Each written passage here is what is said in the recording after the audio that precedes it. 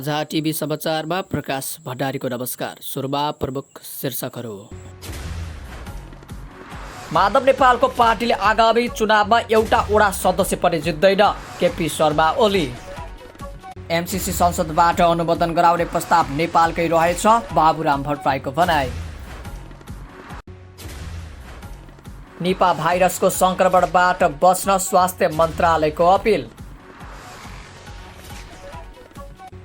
दशीको ticket booking बारे छलफल सुरु, असो दोस्रो सातादेखि खुल्ने तयारी।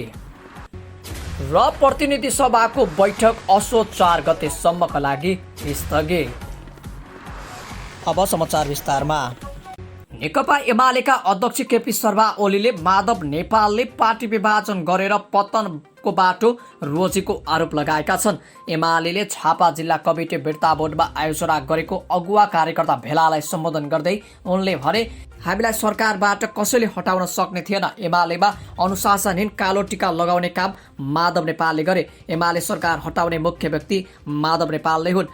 माधव नेपाल पार्टी फुटाएर पतनको बाटोमा लागिसकेको र आउने चुनावमा एउटा वडा सदस्य पनि जित्न नसक्ने उनले दावी गरे। ओलीले भने, पार्टीको 16 वर्षसम्म महासचिव भए, विपक्षी दलको नेता भएर खाए।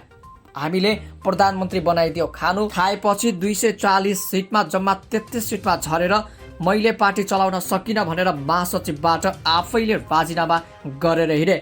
नेकपा माओवादी केन्द्रका अध्यक्ष पुष्पकमल दाहाल प्रचण्डले सोमबार बोलेको कुरा जायज भएको पनि उनले बताए। प्रचण्डले हिजो ठिक कुरा गरेछन्, हामी त वडाध्यक्ष पनि जित्न नसक्ने भयो भनेर। माधव नेपालले त सदस्य पनि जित्न सक्दैनन्। ओलीले भने, एमाले फुटाउनकै लागि सांसद अन्त्य गरेर अध्यादेश ल्याइयो। एमाले विभाजन गर्नकै लागि नियोजित षड्यन्त्र भए। त्यस कामका सभामुख पनि सामेल भए। पद पाउन भने पार्टी नै छोडेर जान्छु भन्ने असली कम्युनिस्ट नभएको ओलीको भनाइ थियो। पद नपाए पार्टी छोड्छु रे, देश र जनताप्रतिको उत्तरदायित्व त्यही हो र।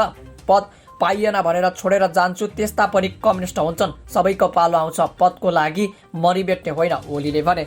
सभामुखले गैर सांसदलाई सांसदमा राखेको कारणले संसद अवरोध गरिएको उनले बताएका छन्। उनले भने, पार्टी फुटाउन भूमिका खेले, पार्टीको कार्यकर्ताको भूमिका खेले।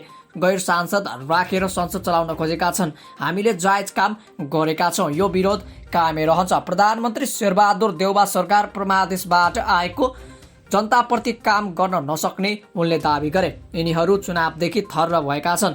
जनताबाट एमाले बाहेकको कुनै पनि सरकार आउन सक्दैन के भनेर यिनीहरूले जनताले भोट हाल्ने, ओलीले सोधे।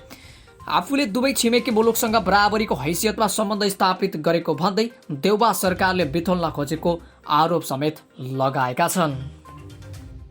जनता समाजवादी पार्टी जसपाका राष्ट्रिय अध्यक्ष डाक्टर बाबुराम भट्टराईले मिलेनियम च्यालेन्ज कोअपरेसन एमसिसी विदेशी अनुमोदन सहयोगबाट संसदबाट अनुमोदन गर्नुपर्ने आवश्यकता नभए पनि अनुदान ठूलो रकम भएकाले र नेपालकै तर्फबाट संसदबाट अनुमोदन गर्ने प्रस्ताव भएकाले संसदमा गएको उनले बताए। उनले विगतमा यस्ता सम्झौता गर्दा विवाद बढी देखिएकाले राष्ट्रिय सहमति जुटाउन सहज हुन्छ भन्ने ढङ्गले नेपालकै तर्फबाट माग गरेर संसदबाट अनुमोदनको बुँदा एमसिसी सम्झौतामा राखेको पाइएको बताए।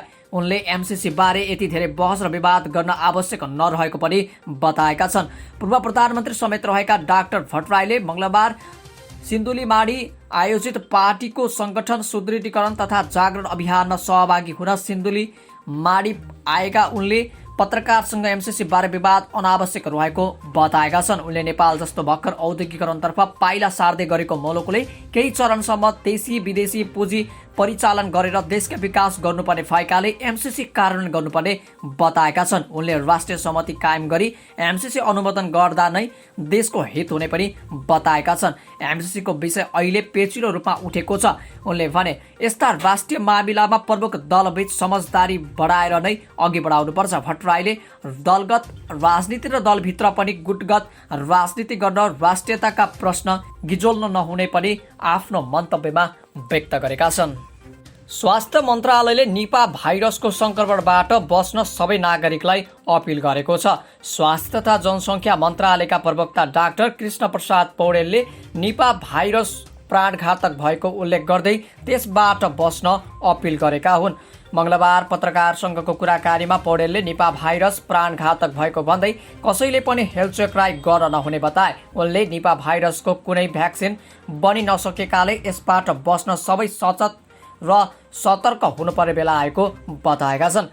पौडेलले निपा भाइरसको मृत्युदर निकै उच्च रहेको छ। यो भाइरस फलफुलबाट खाने चमेरो फ्रुट ब्याटबाट पशुमा र पशुबाट मानिसमा सर्ने बताए। निपा भाइरसले मस्तिष्कमा चाँडो असर गर्ने र कोमामा पुर्याउने र बेहोस बनाउने गरेको बताउँदै पौडेलले पशुपन्छीले जुठो पारेको खोपेर छेडेको फलफुलमा असावधानीका साथ नखान आग्रह गरे। उनले भने हालसम्म नेपालमा पुष्टि भइसकेको छैन। यो प्राणघातक छ, यसको मृत्युदर उच्च छ, तर यो यत्तिकै आउँदैन। यो सङ्क्रमित पशुपन्छीबाट मानवमा आउने हुनाले पशुपन्छीले जुठो पारेको खोपेर छोडेको फलफुलमा असावधानी बस पनि हामी नखाउँ। फलफुल तरकारीहरू राम्रोसँग सफा गरेर खाऊ, तरकारीको हकमा राम्ररी पकाएर खाऊ भनेर भनेका छन्। निपा भाइरस विशेष गरी शरीरको र्याल, दिशा पिसाब लगायतको तरल पदार्थबाट सर्ने गर्दछ। निपा भाइरस विश्वमा पहिलोपटक सन् 1999मा मलेसियाको बङ्गुर फार्ममा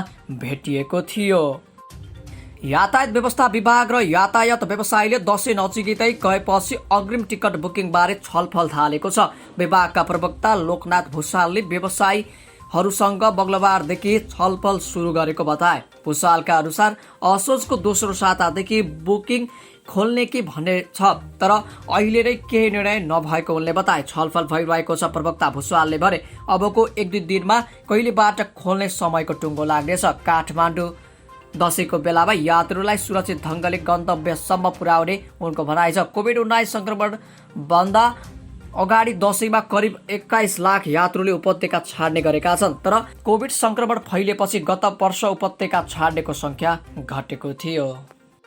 प्रतिनिधि सभाको बैठक असोज 4 गतेसम्मका लागि स्थगित भएको छ। प्रमुख प्रतिपक्षी दल नेकपा एमालेको विरोध र नाराबाजीका बीचमा सुरु भएको बैठकमा विनियोजन विधेयक 2078 माथि विचार गरियोस् भन्ने प्रस्ताव बहुमतले पारित गरेपछि बैठक 4 असोजसम्मका लागि स्थगित भएको हो। बैठक सुरु भए लगतै एमाले सांसदले बेल घेराउ गर्नुका साथै नाराबाजी गरेका थिए। सभामुखले त्यसबारे कुनै सुनवाई नगरी बैठक अघि बढाएका हुन्। विधेयकमाथिको सैद्धान्तिक छलफलमा सांसद प्रेम सवालले मात्रै लिए संशोधन सहितको बजेट पास हुनै बाँकी छ। सभामुख अग्नि सापकोटाको भूमिकाबारे लिएर एमाले सांसदहरूले निरन्तर संसदमा अवरोध गर्दै आइरहेका छन्।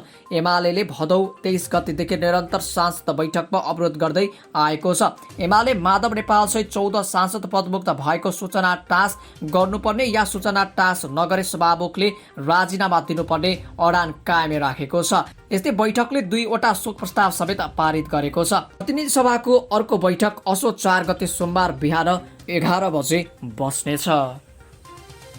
आजलाई यति नै। भोलि बिहान पनि यस्तै विशेष समाचारको साथमा हामी तपाईँ माझमा आउने बाचासँगै सम्पूर्ण एउटसँगै मलाई पनि बिदा दिनुहोस्। नमस्ते, शुभ दिन।